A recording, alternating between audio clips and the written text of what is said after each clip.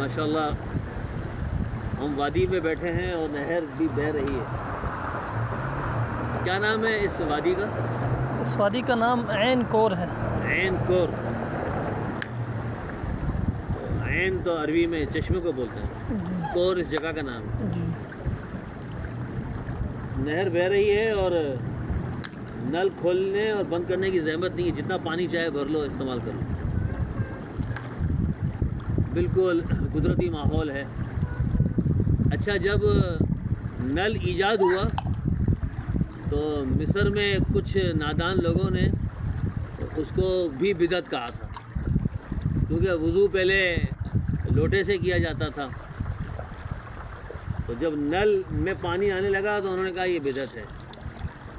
پھر اہل علم نے انہیں سمجھایا کہ جب کوئی نیا کام ایجاد ہو یا ہمارے سامنے نیا کام ہو اور ہم اس کو ثواب کی نیت سے کر رہے ہوں تو وہ بدعت نہیں بن جاتا جب تک کہ دین کے خلاف نہ ہو، قرآن و سنت کے مخالف نہ ہو، یعنی دین کی مدد کرنے والا نہ ہو بلکہ دین کو نقصان پہنچانے والا ہو، یعنی اس کے کرنے سے سنت ترک ہوتی ہے.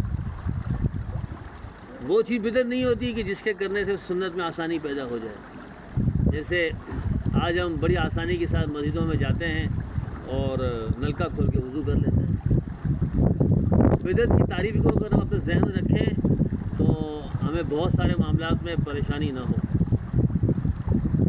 نبی کریم صلی اللہ تعالی وسلم نے ارشاد فرمایا، اور اس کی جو راویہ ہیں وہ سیدہ ام المؤمنین عائشہ الصدیقہ ہیں رضی اللہ عنہا. وہ فرماتی ہیں کہ رسول اللہ صلی اللہ علیہ وسلم ارشاد فرمایا کہ من احدث فی امرنا هذا ما لیس منہ فرد، کہ جو ہمارے اس دین میں ایسی نئی بات نکالے جو دین میں سے نہ ہو تو وہ مردود ہے. اس حدیث کو امام بخاری نے بھی روایت کیا ہے. 2697 رقم الحدیث ہے، یعنی 2697، اور امام مسلم نے بھی اس کو روایت کیا ہے. تو 1718 یعنی 1718 حدیث کا نمبر ہے. تو اس صحیح حدیث کے اندر جو کہ بخاری مسلم میں ہے، بدعت کی تعریف بیان کر دی ہے کہ ایسا نیا کام کہ جس کی اصل دین میں نہ ہو تو وہ بدعت ہے. تو اس سے معلوم ہوا کہ ایسا نیا کام کہ جس کی اصل دین میں ہو تو وہ بدعت نہیں ہے. ایسا نیا کام کہ جس کی اصل دین میں نہ ہو وہ بدعت صحیح ہے، یعنی وہ نیا کام ہے لیکن برا ہے. اور ایسا نیا کام کہ جس کی اصل دین میں ہو تو وہ بدعت حسنہ ہے. اور جو بدعت حسنہ ہوتی ہے اس کا ثبوت قرآن و حدیث میں ہوتا ہے، اس کی اصل قرآن و حدیث میں ہوتی ہے، لیکن اس کام کو نئے انداز سے کیا جاتا ہے. جیسے نماز ہم اسپیکر پر پڑھیں تو اس کو ہم بدعت نہیں کہیں گے، یا ایسے ہی جو ہے نا وہ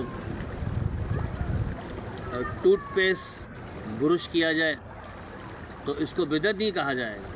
کیونکہ اگر آپ ایسی جگہ کو جہاں مسواک نہیں ہے تو پھر جناب برش سے اگر آپ دانتوں کو صاف کرتے ہیں تو یہ بدعت قبیحہ یا بدعت سیئہ میں نہیں آئے گا.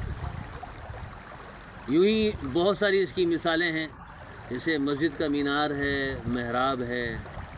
یہ سب چیزیں نبی کریم صلی اللہ علیہ وسلم زمانے میں نہیں تھیں، اور اب جو کیا جاتا ہے مسجد کا محراب اور مینار بنائے جاتے ہیں، اس کے مقاصد ہیں کہ مینار کا مقصد یہ ہے کہ پتہ چلے کہ مسجد ہے یہ اللہ کا گھر ہے. محراب کا مقصد قبلے کا تعین ہے. اگر محراب نہ ہوتا تو ہم مسجد میں جاتے تو کیسے پتہ چلتا کہ قبلہ کس طرف ہے. تو قبلے کے تعین کے لیے محراب کو ایجاد کیا گیا. یہ بتایا جاتا ہے تقریباً 100 سال کے بعد ایجاد کیا گیا.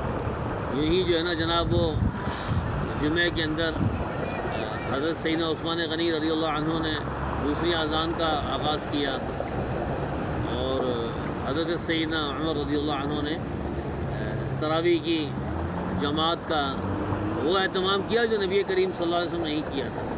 یعنی پورا رمضان تراویح پڑھنا، جماعت سے پڑھنا، اور جناب پھر اس کے بعد جو ہے اس میں پورا قرآن ختم کر دینا۔ لیکن نبی کریم صلی اللہ علیہ وسلم کی چاہت تھی کہ قیام اللیل ہو، وطر اس کے بعد پڑھے جائیں، لیکن نبی پاک صلی اللہ علیہ وسلم نے جیسا خود ارشاد فرمایا ہے، بخاری کی حدیث میں آتا ہے کہ میں نے تمہیں منع اس لیے کیا ہے کہ کہیں تم پر فرض نہ ہو جائے۔ اور سیدنا عمر رضی اللہ عنہ نے جب جماعت کا اہتمام کر کے تراویح پڑھائی تو اب وہ خطرہ اور خدشہ نہ رہا تھا، کیونکہ نبی کریم صلی اللہ علیہ وسلم دنیا سے پردہ فرما چکے تھے۔ اب کوئی چیز فرض نہیں ہوگی، جو فرض ہونی تھی وہ فرض ہو گئی۔